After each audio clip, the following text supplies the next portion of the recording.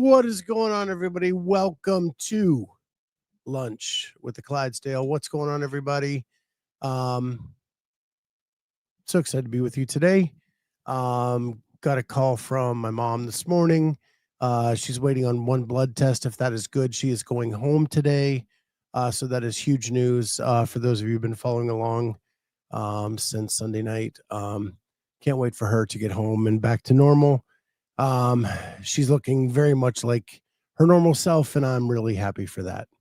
So with that, so good you could all be here with me. Corey, what's going on? Slater, I'm hungry too. My wife just put something in the oven. I think it was some chicken.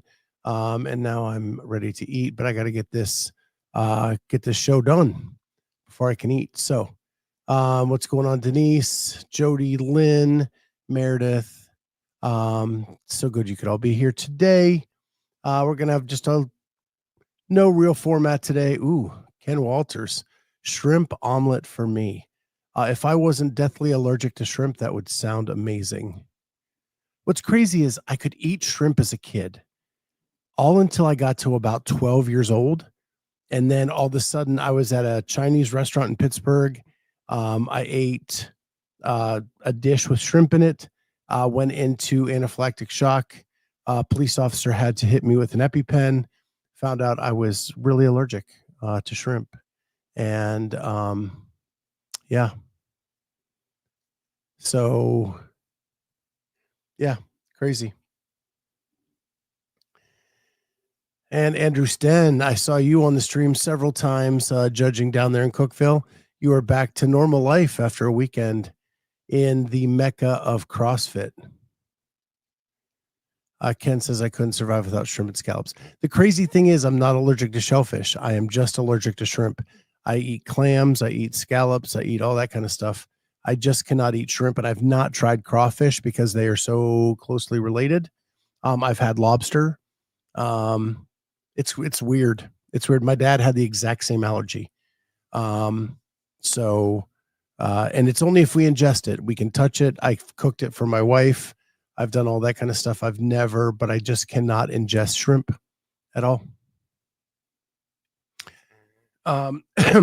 Andrew, how was the judging experience down there in Cookeville?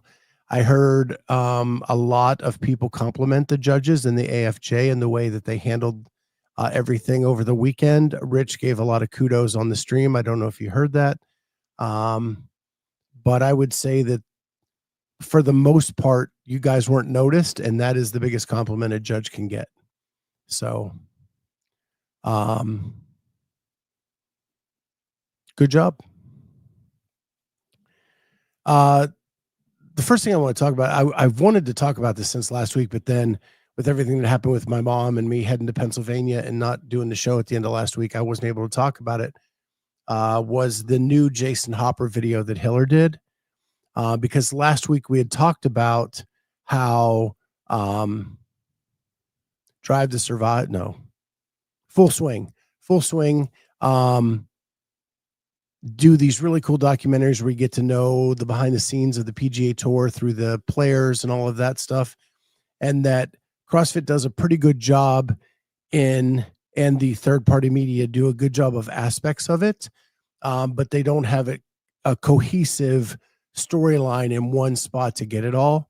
And Hiller was actually on with me, or not with me, was in the chat early when we talked about that and said to look out for the Hopper video. He sent it to me early last week. I was able to watch it before it was released, and I really did like it a lot. It had a lot of the elements that I talked about in Full Swing, and it took Jason to be open and honest about his experience and failings at the games, and then his failings in Vermont, for you to then see the comeback that he's making this season. And so those are all the elements you need to make it a better storyline.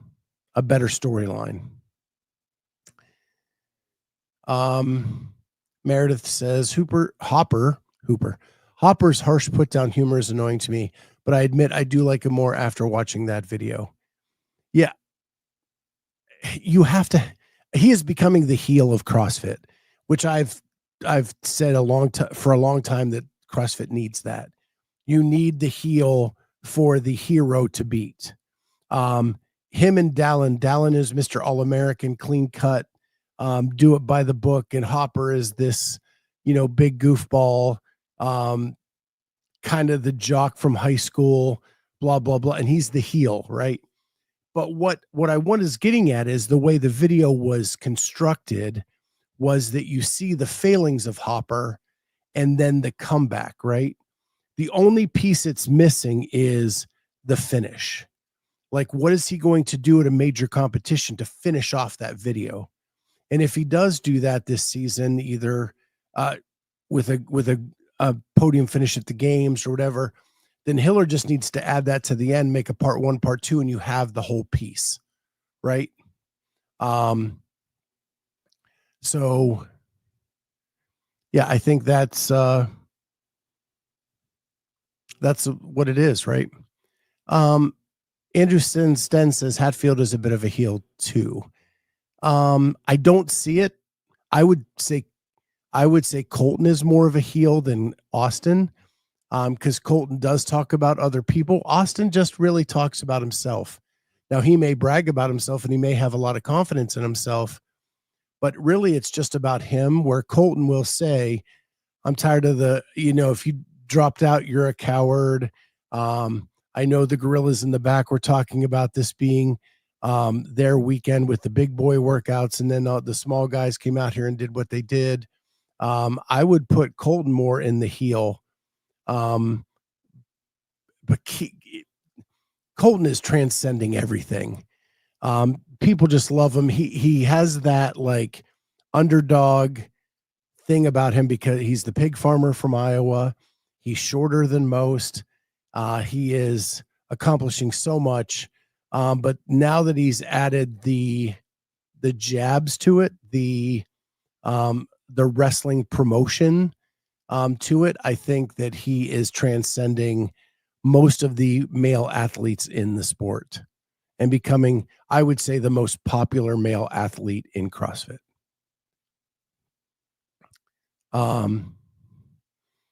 But Colton is a nice mix of the wrestling promo with the underdog, with the pure physical skills to crush things. So I think he's just the perfect blend of it all. Austin may get there. I think he needs to get better in the interviews and the mic. But you can tell he's shy, kind of like early Colton.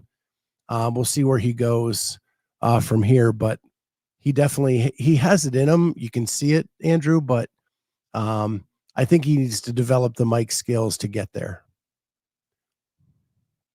So, but I really did enjoy that video. I think,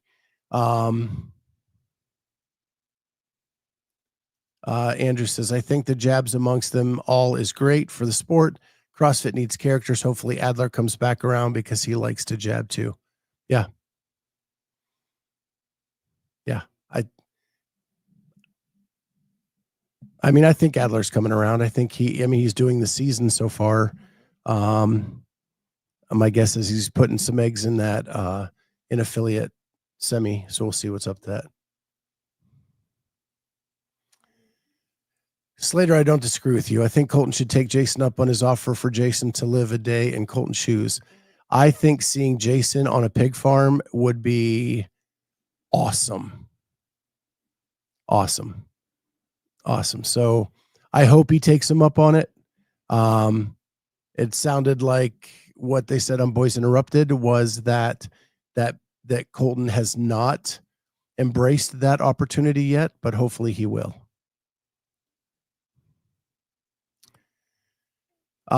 Ken says Colton a couple years ago on his first Sevon podcast interview, he couldn't answer with more than one word. Now he's definitely WWE. He is. What's crazy, Ken, is we did Colton's first ever podcast. And I think he did it from his barn. Like he wasn't even in his house when we did it with him.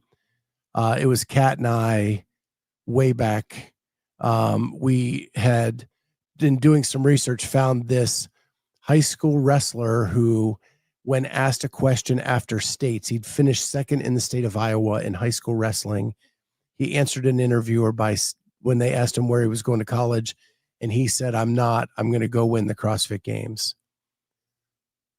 And we found that, and we found him, and then we found what he was doing. And he was awesome. And I mean, were you still there in Minneapolis when he came to the bar after Granite Games? And so, like, Colton and I have a pretty good relationship. I hung out with him and Allie after Granite Games in Minneapolis for a little while there. And Ken, you were there. We had a good time. Colton is an awesome dude. We've done interviews with him and Allie together. He used to be a pretty frequent guest early on.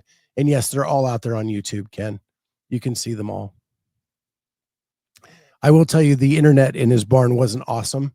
But I think that happened in the early Savant interviews as well. He has much better internet connection now than he did back then.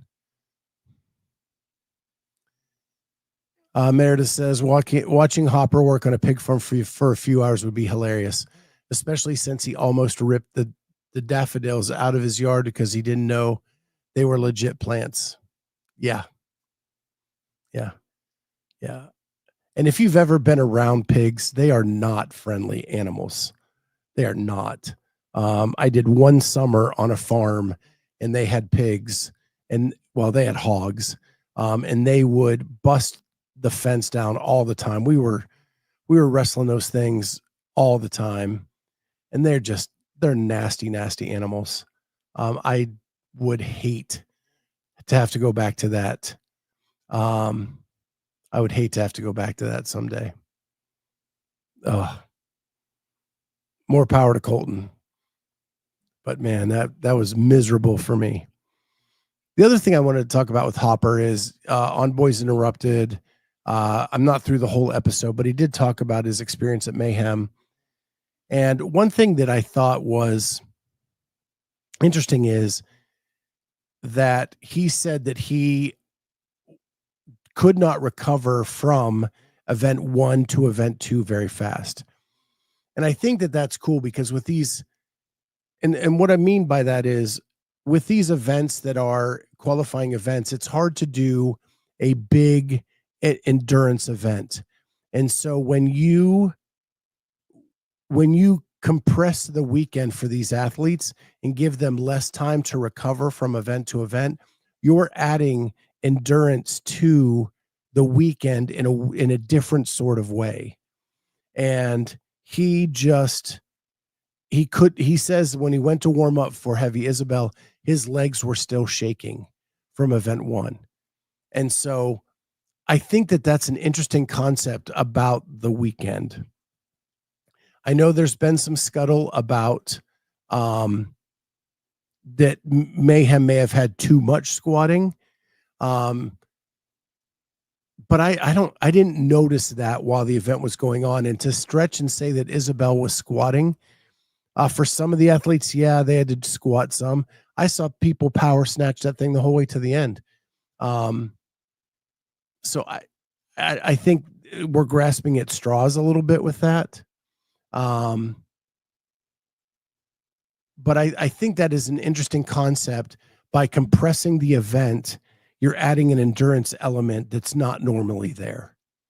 And I think when we talked to Carolyn and Jamie on Sunday night, they love the programming, right? And when asked if they would add a sixth event, what would it be? There really was nothing missing.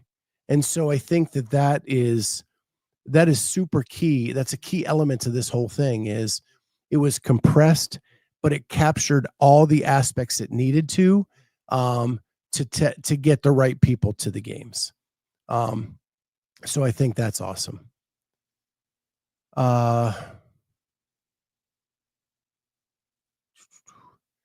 Jay Birch hates hogs or pigs. Yeah, I hate them.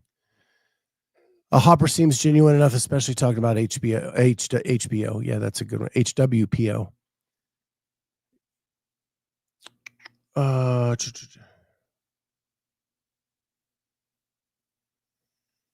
Trish is in the chat. Ken wrestled some hogs in his younger days.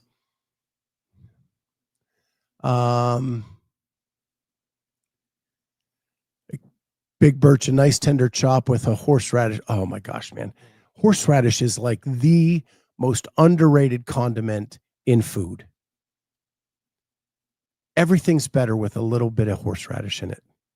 Horseradish coleslaw, horseradish on my so I used to bounce at a bar, and if we would get gift certificates to the restaurant and they served a prime rib sandwich, and they would take the prime rib and they would slice it real thin, and then they grill some onion and some pepper on there, and then you put some horseradish on there, just not horseradish mayo, horseradish, just straight up horseradish on there.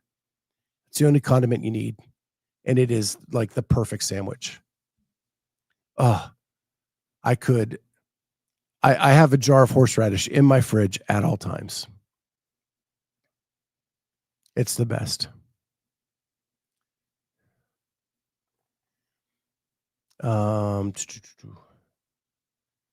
Jody says, I love radishes, but not horseradish. I'm sorry, Ken. Sorry. I literally just love horseradish in just about anything. I cannot get enough of it. So, I also watched Dave's Week in Review this morning. Interesting that he announced we talked about some of the drug testing going on. This seems to be, what he announced on Dave's Week in Review seems to be like an earlier grouping than the ones we talked about on Sunday night. Carolyn got tested within the last week. I know Dallin got tested, and he apparently got tested before, so a couple times. And Dave announced a big list of people that they tested. Nobody tested positive. It was a surprise out of competition test. Nobody knew it was coming. And so I think that's a good thing, right? Surprise test and everybody passed is pretty good. So I think that's good for the sport.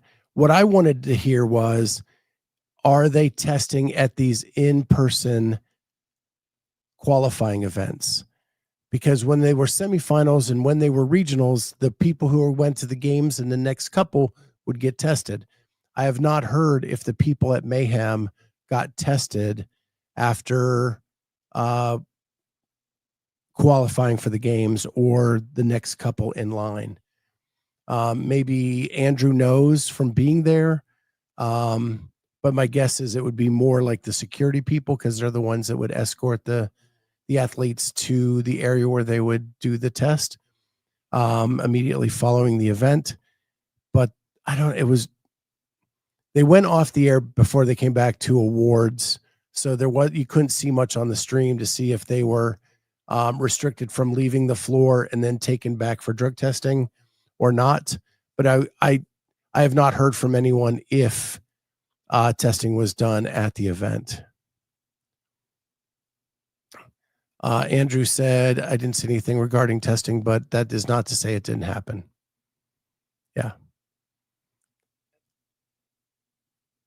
I think that either they do the testing at these events, or we see an uptick in away from competition testing, more surprise testing. And I'm actually better if they don't test at the event, but do surprise non-competition testing, because I think the tests at competitions are an IQ test, not a drug test. If you're doing the surprise ones throughout the year, those actually become more valid drug tests, as nobody can get the right cycle figured out in their head if they don't know when it's coming. But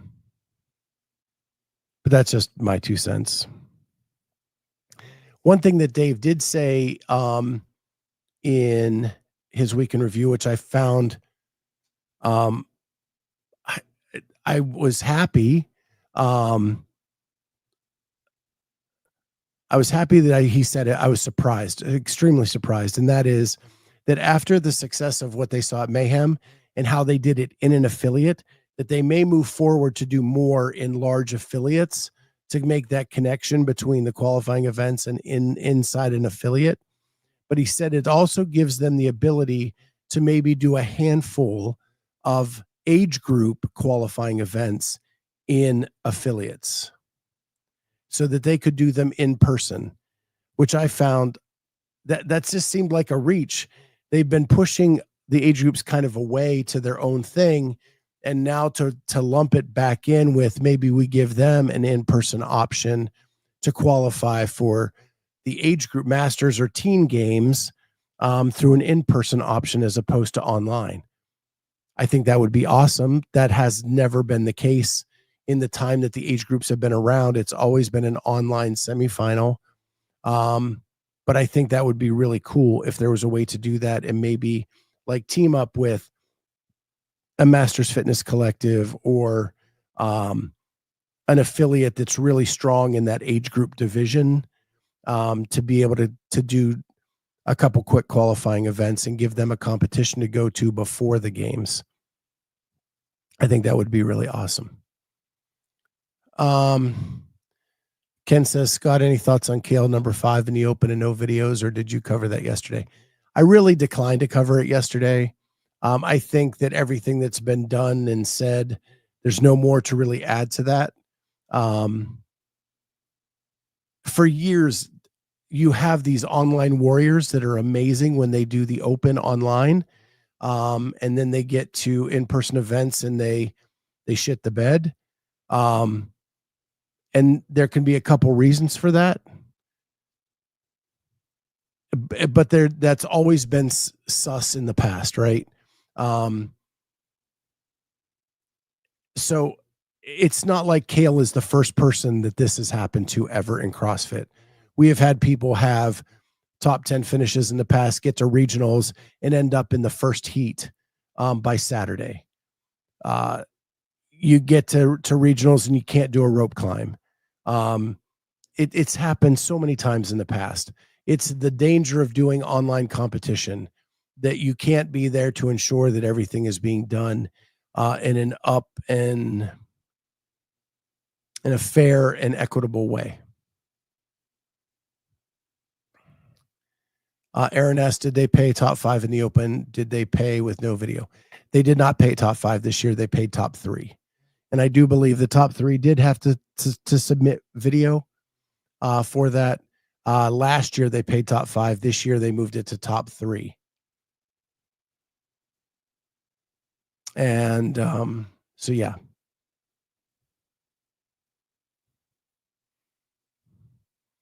So that's my thoughts on Kale. Like maybe he's just better in his own affiliate with his own bars and his own setup.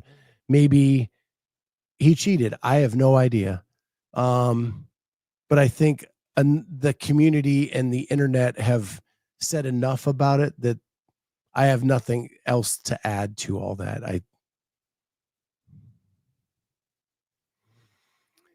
The other thing that Dave said in his week in review is on 4/22, April 22nd, they will open up the opportunities for volunteers at the CrossFit Games. So if you want to volunteer in Albany, it will open up on 4/22. I have volunteered with CrossFit in the past, done a ton of regionals, done some security, done some judging. I actually volunteered for the games. At the games, I worked back then in Madison, the outdoor park. And it's some of the most fun you'll ever have. You'll work your ass off, but you'll meet some amazing people. You get to hang out with those people.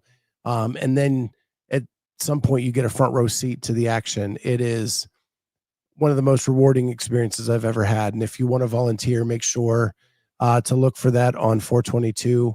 The portal will open and you can submit your application to volunteer at the games. And you get a little bit of cool swag too. Aaron says he needs to say something, not hide, even if no video.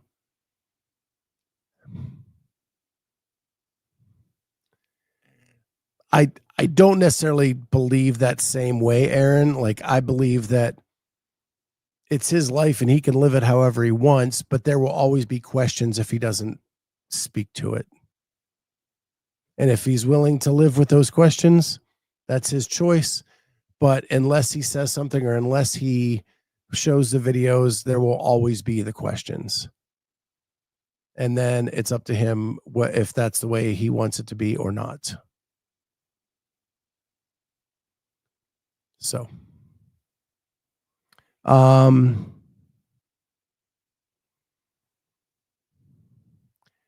Dave also announced that he will be doing the athlete interviews again this year. And some of them will be happening this week. So I'm assuming he only knows 4 of the athletes going to the games. It's going to start with some of the people that got their spot at Mayhem this weekend. I was actually surprised that he's coming back in one way, and another way, I was like, that is quintessential Dave. That when you think it might be tough and he may not do it, that's when he's going to lean in more and do it even better than he did before. So those should be coming this week, he said. And there wasn't a lot of detail around this, but it's been the elephant in the room that Fee signed the letter that asked for Dave's dismissal. She won Mayhem. She's qualified for the games. And Dave did say that him and Fee had a conversation at Mayhem, but did not release any details of that conversation, which is fine. That whatever was said is between them. But man, to be a fly on the wall would be crazy in that conversation. And he actually said that Fee approached him. And if that's the case, like, kudos to her. I'm a big Fee fan. She's an Ohio native. I've known her for a long time. I'm hoping to get her on the show in the coming weeks. I hate to say that because every time I do, it seems to get harder to get them on. But yeah. Ken says, dude's a Navy SEAL. He has balls of steel. Nothing phases him. I wouldn't say nothing phases him, but he knows how to push forward through adversity. That's for sure. Because if you saw him, like, if you saw him at the games last year, it phased him. That whole situation phased him in a way, but he was able to push forward through adversity, and that's what he has, and that's what Navy SEALs have, right?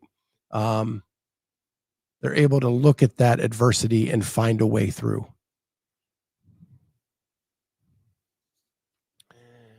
The next thing I had on my list to talk about was we did the NCAA tournament challenge where we set up a group and people could sign up.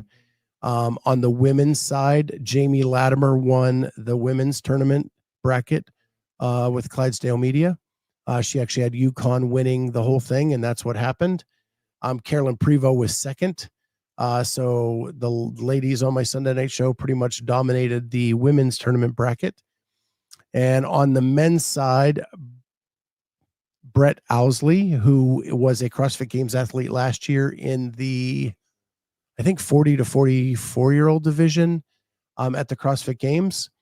He won the men's side of the bracket. He had Houston winning it all.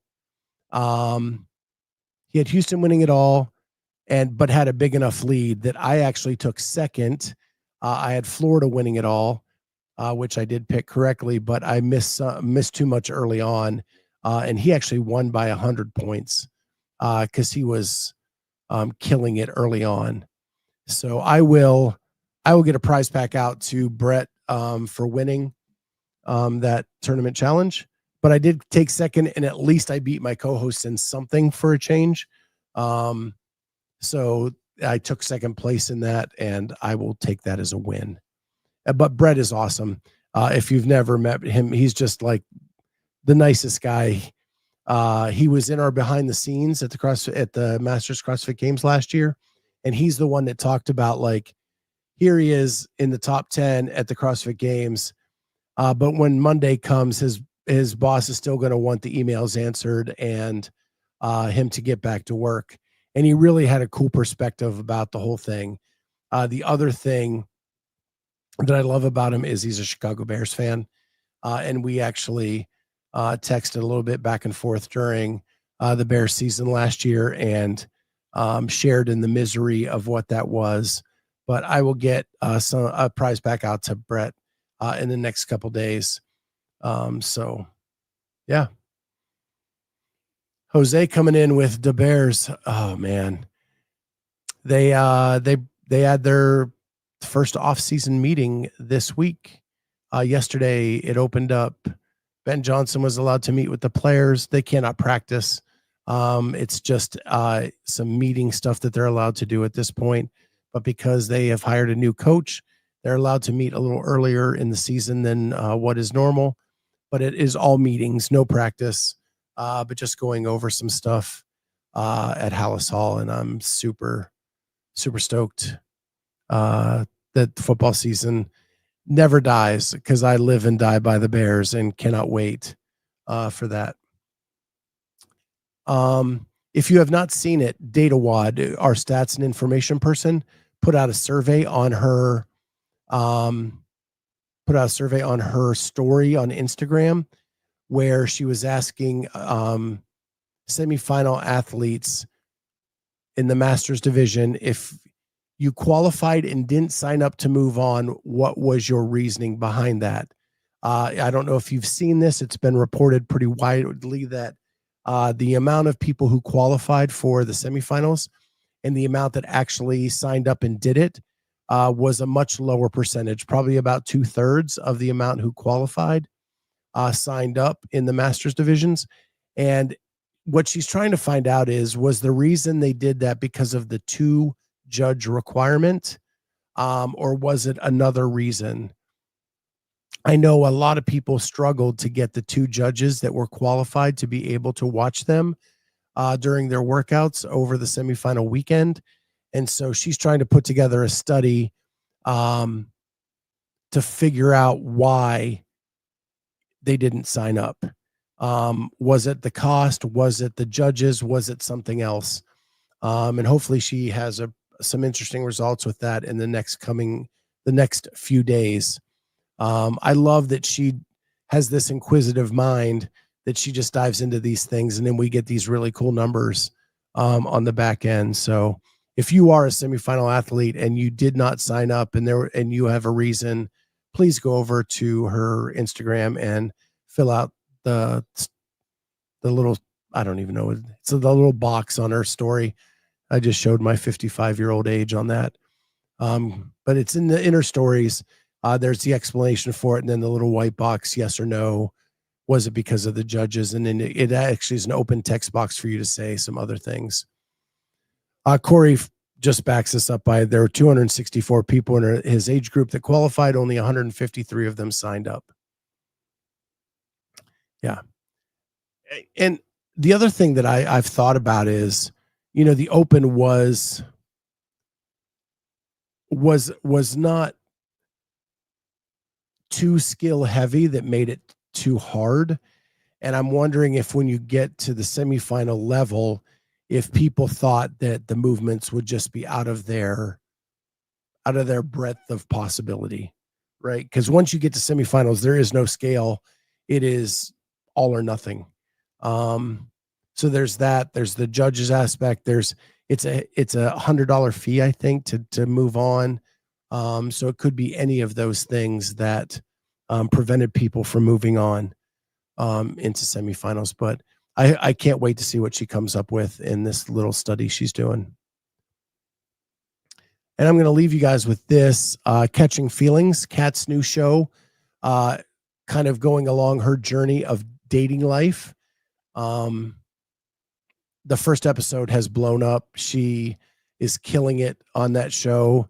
One episode in. The new episode will air tomorrow live at 5 p.m. Eastern time. So Wednesday, 5 p.m. Eastern time on the Clydesdale Media YouTube channel. When this one, she's going to actually talk about 6 first dates she's had. And then she's going to talk about the text messages back and forth between the people that she has gone out with.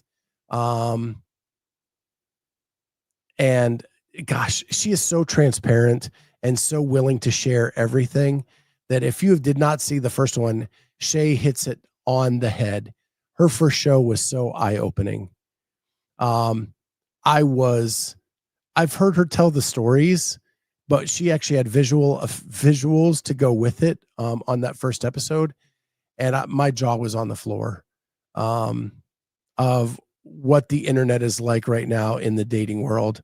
I am so happy. I've been with my wife for 30 plus years, married for, we're going to hit 28 here in a month. But it is a great show. She is just because of the way that she is open with her life. She's not afraid to talk about anything. So make sure you go check that out. Shay said, yeah, it was. Yeah. Jose says, I am done with dating apps. It's horrid.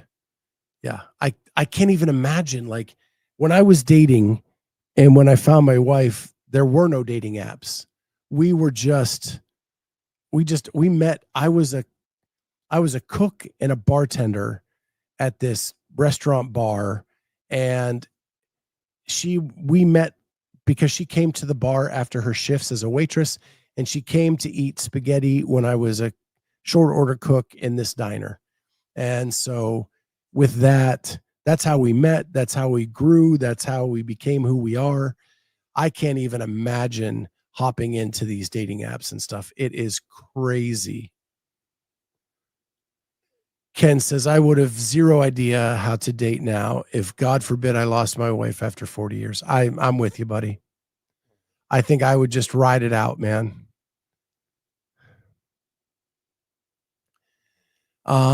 Sarah Beth Jumper just joined, but having to have 2 judges was crazy, especially considering all the videos are live on YouTube for judging.